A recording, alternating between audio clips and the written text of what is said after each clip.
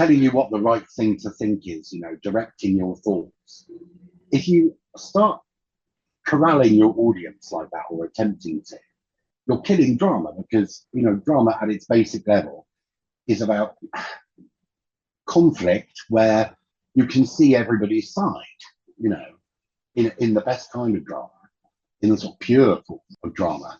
If you start um, really sort of funneling everything through an ideology, then you're left with kind of Soviet agitprop, basically, and it's just terrible. It's like chewing cardboard. There's nothing to it.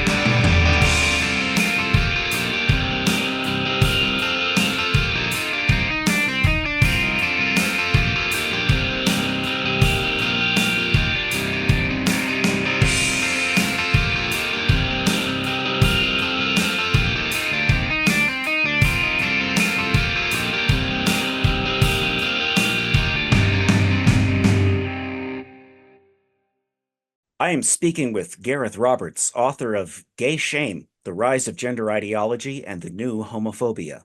Roberts has spent decades as a novelist, columnist, and television writer. He's worked on all sorts of shows, from comedies to soap operas, but he's perhaps most famous for writing novels and some show episodes of the legendary program Doctor Who. Welcome to the program. Hi, Matt. You have such a breadth of experience across popular culture, all different kinds of formats and so on. And I'm just asking because in this book, you have written about how homosexuality was portrayed in the past versus how it's portrayed on television today. Yeah. And because you're so steeped in that popular culture, can you just sort of summarize for the audience what is different, what has changed? Well, I think it's different on both sides of the Atlantic. I'll say that. We particularly when you look at older American television, which was very much still under the sort of heel of the moral majority, almost like the Hays Code kind of stuff. You look at 60s, 70s TV, it's very formulaic. It's it sticks very firmly to, family values as they were then known. Even like, I think in the Brady Bunch, the mom and dad were seen in bed together, and it was a scandalous thing in the States. Whereas we didn't really have that in this country. So we were always a bit more open and a bit more sort of more culturally loose about those kind of things. But I think with American television in the 80s, you started to get things like Billy Crystal's character in Soap, the sort of soap spoof sitcom thing, if you remember that. And you also had Stephen Carrington in Dynasty. And you started to get these kind of very bland gay characters coming in, who were just kind of nice. And there's still an element of that, in culture generally. In Britain, we had a more sort of we had a lot of what you would call camp comedians. I mean, you had Paul Lynde, obviously, in the 60s and 70s. We had a lot of game show hosts and comedians who were being a bit camp, swishing along, that kind of thing. So we also had, and this is what I think sometimes people forget, we also had a lot of writers and indeed staff that were sort of more open to different portrayals of homosexuality. So, I mean, the example I always give is because it's something that everyone has just kind of forgotten. Yeah, there was a TV series from the early 80s, British TV series, a police procedural series called The Gentle Touch about a female cop. And there's a story in that which is about what we would now call assisted dying, euthanasia. But the couple in it is a female couple, it's two lesbians. And that kind of thing is kind of forgotten when people now look back on old TV. That there was kind of more there than a lot of camp comedians swishing about and rolling their eyes. Well, I think what happened was in the 90s, you certainly saw on both sides of the Atlantic things getting better. You had Will and Grace over in America, you had Gimme, Gimme, Gimme here in Britain. And those are very outspoken knockabout shows that say all kinds of things. There are all kinds of jokes in there. It's all very free and easy and open. And this was kind of a period, 90s and noughties, where we kind of thought, I think, that the gay question, as it were, the homosexuality question was sort of done and dusted, that everything was okay, that things were starting to open up. I mean, gay marriage, equal marriage, being able to serve in the armed forces, all those kind of things. The general level of sort of animosity was going down. And then in the early 2010s, so about 10, 11 years ago, we started to see the encroaching of what you would call the TQ plus, the queer and the trans, and the rise of what I call genderism. And that's thrown everything back into confusion. Yes, it has. So you also have this breadth of experience in gay culture because you're not just a person who's producing culture, but you are a gay man in the gay culture. So Yeah, you write, for example, that the dark secret of contemporary drag is, quote, the jealousy of gay men for the sexual power of women, yeah, end quote. It's very different from previous generations of campy drag performance, which you say only works. In fact, the sole reason for its existence and its effectiveness is because there are two sexes. yeah, yeah, Um, indeed. that that was an interesting observation. And there was also this observation about Section 28, which was the anti-gay law. And Yeah, you're like, this is kind of a golden age of gay culture. Could you explain that to our listeners? yeah. Well, Section 28 was a piece of legislation that was passed by the then Tory government in 1988.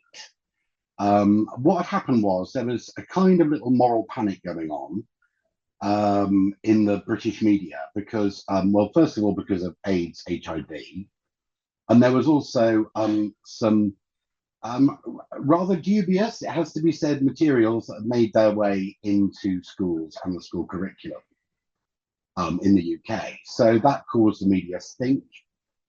Not entirely unfounded, it has to be said, looking back on it. There were some very dubious elements in the what was the gay liberation movement then, as there are now. Um, so what happened was the Thatcher government, well, it was a private member's bill, which means it came from like one of the rank and file, so it wasn't a government bill. But they added this clause to a bill that was just about local governments that just said you shouldn't promote, you shouldn't use local authority money, like what you would call state money, I guess, to fund the promotion, quotes, of homosexuality. That law was never used. It just sat on the statute books. And as far as I can tell, looking back on it, and I really looked, it was kind of ignored. And what happened was the change in the gay scene that happened as a result of that law coming in was incredible, but it was not the effect that was intended by the architects of that law. So you had, because everyone organized suddenly, because there was a threat, everyone sort of came together. And so you had the birth of what was then the UK's leading gay rights charity, Stonewall. You had all these organizations and businesses coming together. And it kind of changed the mood. It kind of lifted the mood in a weird way. And people got bolder and people started saying more and coming out more. And it actually backfired, as it were, on the people that made the law because it warmed everything up. But the way people talk about it now, activists talk about it now, you know, in the way that activists tend to do, particularly younger ones who weren't even born when this was brought in. Um, some of them not born when it was struck out, you know, not even born then. But they talk about it as if this was like the Third Reich, you know, like it was a terrible jackboot of oppression and all this kind of thing. And there was a lot bad going on then for gay people, lesbians and gays at that time. Sure, I'm not disputing that. But Section 28 was kind of a bit of a damp squib. But it's always being brought out and used by people that really just don't know anything about it. But yeah, it did have that effect. It pumped life into the old place. Really, suddenly everything came alive. That's very interesting history. Um, Yeah, and drag culture has changed too. Can you speak to yeah, that? yeah. I think what's happened is, you know, like you were saying in that quote from the book, that you know the whole point of drag, as we knew it, was that you know there are two sexes and we're physically different and probably you know different in other ways as well because how could we not be? Because we're animals like any other evolved animal, and there are differences between the sexes whether we like it or not. Um, and so it worked on that level. You know, it was amusing because it was clearly stated that there were two sexes and you couldn't switch over. So it was amusing to step into the other sex's shoes. Now, obviously, this was much more men doing this than women because it's, for whatever reason, a bigger step, I guess, and it's funnier. When you bring in the sort of the sex is a spectrum genderist school of thought into this, it starts to make the make what was already there was already and always was a streak of misogyny in drag. I think a streak of sexism at least, and certainly coming from gay men. But you know, when I see things like that RuPaul contestant with who had the sort of two sort of lactating breasts, you know, sort of squirting water everywhere, or we had um, a, a trans sort of drag act on a comedy show over here who like got his bits out at the end and played the piano with them, and the audience was clapping and you know how very progressive, all this sort of thing, while he sang a horrible song about women, which was ironic apparently. Um, and it's just, I mean, it's just so obvious the sort of nastiness of it. It's and I think you know, as I was saying in that quote, you know, it is inevitable that there's going to be some sexual jealousy among gay men for the sexual power that women have over men. You know, it's a thing that occurs to you as you're growing up as a gay boy. You know, it's like, you know, the girls in my class, the boys all fancy them, and they find it a problem. You know, they don't like it. Um, which, if you're growing up as a sort of, you know, fairly ordinary randy gay boy, is going to be inexplicable to you. You know, it's like, oh my god, this is so unfair. Now, most of us get over that pretty quickly, but I think with some gay men it stays. And you know, this has a long history. There's always been a kind of element of that among gay men. I mean, I can think going back to when I was a lad, you know, just sort of picking up on this sometimes when I was in the company of older gay men and thinking, oh, it's a bit nasty and a bit weird. So it's there, but again, I thought this was going away, and now it's back, and it's back very, very openly, and obviously much more than it ever was before. Yes, and that sort of it validates a radical feminist critique, by the way, which is interesting. Yeah, Which is not to say that it entirely, validates everything about radical feminism. It just happens to validate that critique. I'm just Yeah. wondering, have you received like feedback from gay men about this thesis? What have you heard back Um, from gay men, positive or well, it negative? was odd because it was one of those things that when I was writing the book, I was thinking, because I mean, this is a hotly contentious issue. Um, but this was one bit where I was really getting sticky palms as I was writing it, thinking, "Oh my god, I'm going to have to go there, aren't I?" Even though it's something that people don't talk about. But oddly enough, most of the feedback I've had, in fact, all of it, I think, oh yeah, we know about that. Nobody's said. I expected some people to go, well, I can't believe he's saying this about gay men. That this is an awful thing to say. But no, of the people I've been in contact with, they've all gone, yeah, yeah, that's pretty much the case. And women certainly know that. They picked up on this. They know the score on that front. So yeah, it was surprising to me. One of several surprises I've had because as I was writing, I was thinking, oh, this is an icky subject. Um, and I come from a background and from a generation where sort of pointing the finger at people morally and going, "Oh, that's a bit dodgy," makes me flinch at it. But as I say, yeah, no, the reaction has mostly been people saying, yeah, it's all been people saying, "Oh, you're right about that, aren't you?"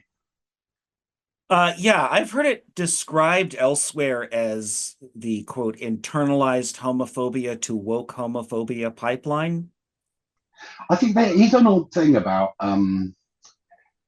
there is an odd thing that a friend of mine pointed out to me recently.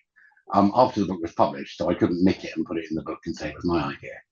But I think it's very true that among gay men there seems to be um, an odd disavowal of gay men's achievements, as if we can't have done anything ourselves, as if we weren't there. So at the moment, there's this bizarre thing which I'm sure you've heard, which gets repeated all the time. Um, Weird phenomenon of people. I'm saying, um, oh, you're against the very people who fought for your rights, because apparently trans identified men, trans women, were the people who fought for gay rights, which is just bizarre. So it's things like that. It's like there is, at its core, there is something which we need to unpack about. I hesitate to say internalized xenophobia, but I think it is there. Um, I think people just kind of feeling that they're somehow worthless. I mean, not worthless, but worth less than other people. So so there's often like, oh well, who started that? That was lesbians. That was black people. That was trans. It's like, well, sometimes yes, but sometimes no, and it's odd. But I think that's this wasn't really part of my remit in the book, but I think it's the case that inevitably there's some kind of shadow from the homophobia of the past that still lingers. And I think one of the reasons that shadow does still linger is because, as I also say in the book, we haven't unpacked a lot of stuff. We've just taken the rights have come suddenly, and we're suddenly in this new world, or we were, where men can set up house together, we can marry, we can adopt, all that kind of thing. But nobody's really talked about what it means to be a homosexual man in this new world. It's like we wanted all these things, now we've got them. What do we do? Who are we?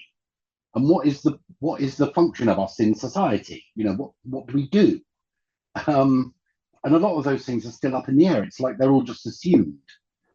And it's there are huge factors in there that we've not really looked at. Let's switch topics just a minute, because you, of course, are an experienced writer in the Doctor Who universe, and it is one of these cultural properties which has recently suffered an amount of, frankly, vandalism. Um, One aspect of it is this forced, over the top, quote unquote, representation, right? Everything under this rainbow has to be represented. Um, And it seems as though somebody spent a bunch of ESG money from BlackRock or Vanguard on making Disney just, tell Russell T Davies, go crazy, send the TARDIS to the pottiest part of the universe. To be honest, I haven't seen it. I haven't. I sort of gave up following the series. I think after the first series of Jodie Whittaker's Doctor Who, just because it just wasn't holding my attention. To be honest, I kept finding myself looking at my phone and sort of eyes flicking around the room. I didn't find it bad. I just found it kind of bland. But it seemed pretty woke to me then. So I'm I'm not sure, but I hear that it's got even more so. But I mean, you could make there's nothing wrong with having, obviously, obvious caveat. There's nothing wrong at all with having lots of people of different ethnicities in a show, as we all knew from the 1960s onwards, which was not a problem. But obviously, the ideology that comes with this stuff, which pretends not to be ideological at all, but is hugely ideological now, is a problem. And it's kryptonite for audiences. TV is a mass medium still, just about, despite the best efforts of people in television to chase all their viewers away. And, broad appeal is the really important thing for, particularly for big popular shows, like Doctor Who. And so going down that path of appealing ideologically to quite a narrow and blinkered view of the world seems to me fairly crazy. Yeah. I mean, the irony is it's exclusionary. It tells people to go away. And also it's grindingly obvious when you watch this stuff. I mean, like I said, I haven't watched Doctor Who, but I know from watching other shows where it's just like, I watched a bit of that, the new Star Trek series. I can't remember what it's called. The one with Michelle Yeoh in it. The And that was Discovery. like, yeah, that's the one. I mean, I was determined to try and enjoy it, but my God, I was sort of curled up halfway through. Oh my God, please stop making this so obvious. Please just, don't stop dolloping this rubbish over the top of it. And it just kills drama as well. It's like telling you what the right thing to think is, directing your thoughts. If you start corralling your audience like that, or attempting to, you're killing drama, because drama at its basic level is about conflict where you can see everybody's side, in the best kind of drama, in the sort of pure form of drama. If you start really sort of funneling everything through an ideology, then you're left with kind of Soviet agitprop, basically, and it's just terrible. It's like chewing cardboard. There's nothing to it, and it just makes you groan and die inside. For those kind of reasons, for dramatic reasons, it's best to steer away from that stuff. Fans, I think, are probably most upset that the lore has been ignored. And I don't just mean, okay, the Doctor's had more bodies than a Time Lord is supposed to have. It's the fact that the Doctor is behaving romantically at all. I mean, Tom Baker, he wore a rainbow scarf, and that was a coded nod to something or other in the 80s, but the Doctor isn't a sexual being of any kind, right? Yeah, And I could never. I mean, this isn't just a recent thing, though. I think that's been kind of the case since the revival began, like almost 20 years ago. That he was more sexy, but I gather it's been more pronounced with the new guy. Yeah, I mean, it struck me as a little odd. When I was on the show, I was like, okay, because I mean, I've always thought of the series as primarily a children's series, so for 10-year-olds, and if your mum and dad are there or adults are there, then they're there too. That's fine. But the main purpose of it is to entertain, slightly, children, middle schoolers,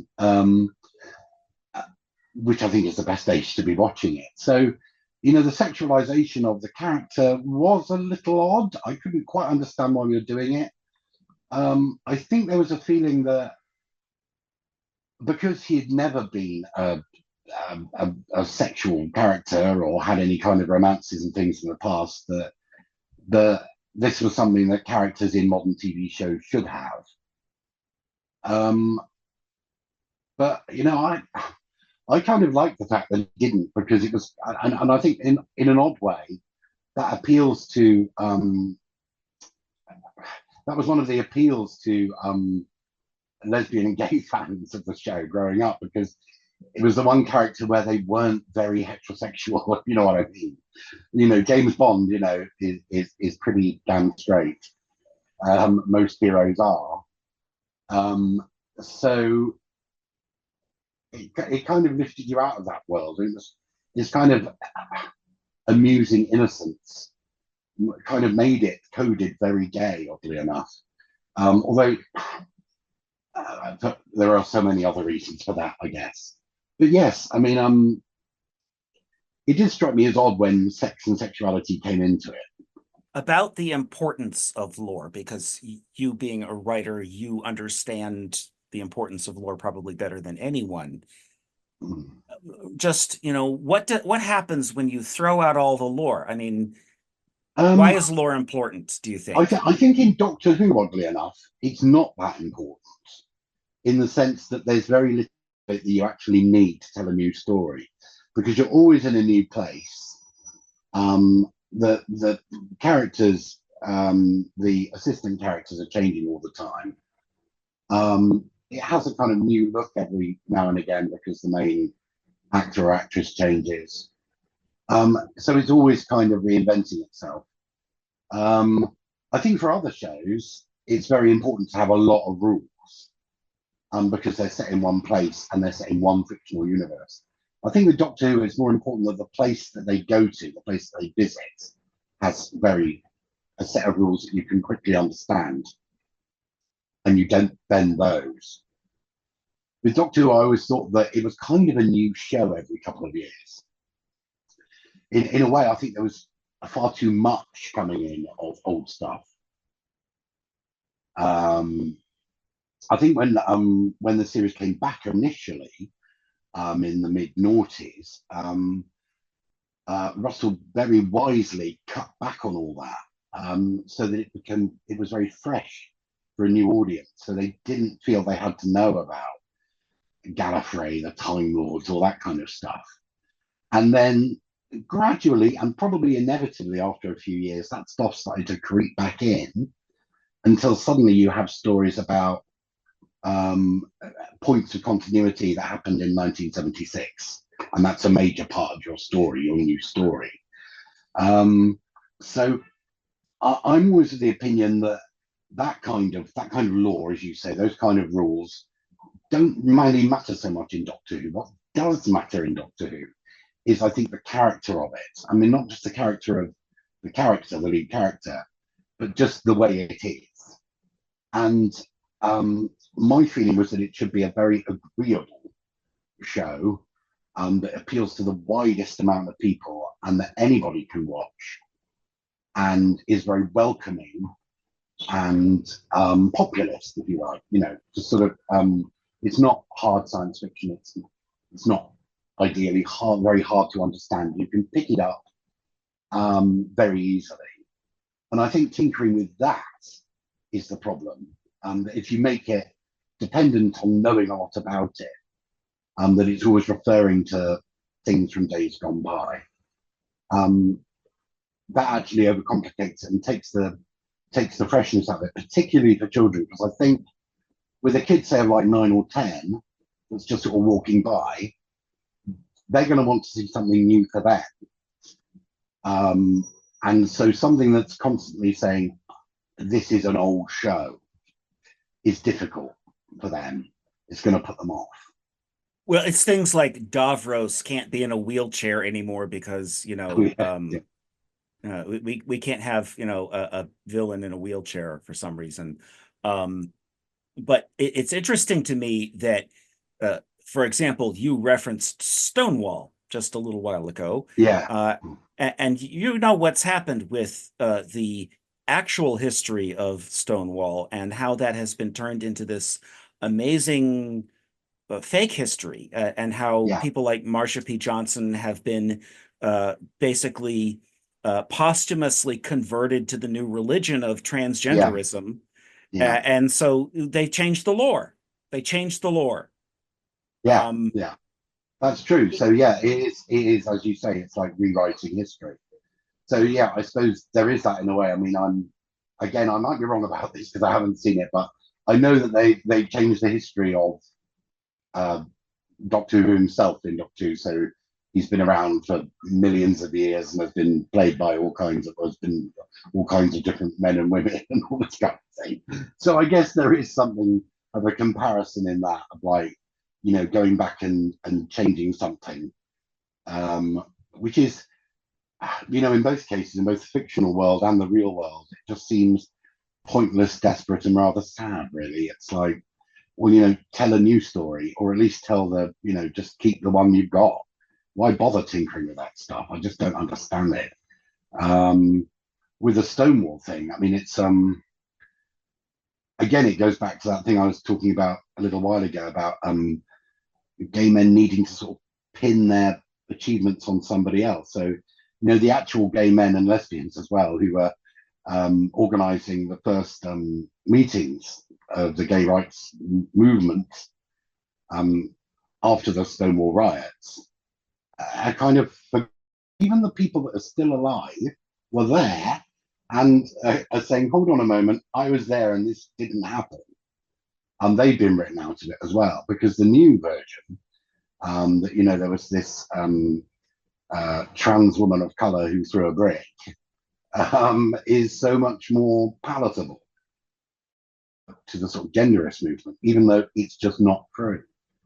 Suppose BBC gave this show to you and Steve Moffat. Oh, I just imagine. very unlikely. I have three ideas. One, you would retcon the last two Doctors. Two, you would reboot the show. Or three, you would just say it's a lost cause. I'm not going to do it for love or money. Like, what do you It, think? in the very unlikely event that this was offered to me, I would definitely choose number three, because I think the brand is so tainted now that it would be very difficult to continue with it straight off the hoop of what's gone on for the last few years. That it needs another good rest. It needs another good, like, 10 years off the air for people to get nostalgic about it, and for enough water to hopefully flow under the cultural bridge that it could be brought back and rebooted in a sort of charming, agreeable way, rather than a kind of skew-eyed political way. But I think, yeah, I mean, I think it's interesting because, as you say, I've been involved in it on the satellite edges of it for so many years. When I began to be, it was off the air, and if I mentioned to people in passing, sort of tradesmen, or people, barbers, that kind of thing, that I was involved with it, that it was always like a kind of, oh my god, reaction. It was like that old rubbish. Then as it returned, and I was involved in it at the time of its greatest success, under David Tennant and Matt Smith, then people in that situation were like, oh my God, you work on Doctor, oh my God, that's fantastic. Oh, will you sign this? Matt Smith is fantastic. Oh, I love Karen Gillan, all that sort of thing. And then in the last few years, it's slipped very much back into that previous feeling you get, oh, okay, all right, right. and they sort of look away, shuffle their feet, look embarrassed when you say that you were involved in it, and so that's what's happened, and I think that's why it's it's become so associated with in this country, particularly with sort of nerds again, whereas it sort of cast off its nerdiness marvelously. Um, it sort of accumulated nerdiness in the 80s, died, came back without, and then gradually that all crept back in again. and then it's been overlaid with this horrible, horrible wokeness, just to add, to rub salt in that wound. But this has happened to a lot of things culturally, and it, I mean, I think it's because there's a generation, not the younger generation as a whole, but the particular kind of generation of young people that are involved in the fandoms of TV shows, and also in the creation of TV shows on the creative side. They tend to be middle class, university educated, very much to come from that background where they think that their horrible ideology isn't an ideology at all, that this is just what everybody thinks because they never see real people. And so it's contaminated so many things. And then you have older people, who come out with these things like, oh, this must be the right side of history. It's like, no, it's like the publishing industry. It's absolutely jam-packed full of middle-class people who are extremely unrepresentative of the public. They're so crazy, and we wonder why people are turning off television. Gareth, where can listeners find you? Well, I'm on Twitter at oldroberts953. I've also got a Substack. I'm on Substack. I've got two Substacks because I couldn't really combine my two audiences. One is called The Age of Stupid, which is just about general political or things of interest from contemporary times that I write about. So that often focuses more on the stuff in the book, more on gender, that kind of thing. The other one is called The Culture Bunker, and that's where I talk about pop culture in general. But at the moment, what I'm doing on that is, for years, I really wanted somebody to write really good books looking at two of my favorite shows, British TV shows, The Prisoner and Blake Seven, and nobody did. And I kept thinking, I really ought to do this. And I suddenly thought, well, Substack is a good place to do this because it will hold me to it, and hopefully people will sign up and I'll be able to take some money from it. So it's like writing a book and being paid as you go along.